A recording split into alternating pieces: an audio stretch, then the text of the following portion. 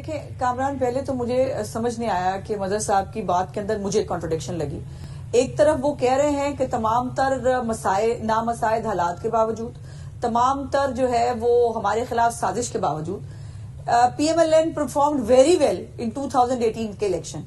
अब और उस वक्त जो है विक्टिम थे ना उस वक्त, उनको सजा पहले वो ये भी तो कह रहे हैं कुछ दिन पहले। मुझे बात तो पूरी करने दो कामरान, प्लीज। और जो उनको जो है उसके बावजूद हमने बहुत अच्छा परफॉर्म कर लिया।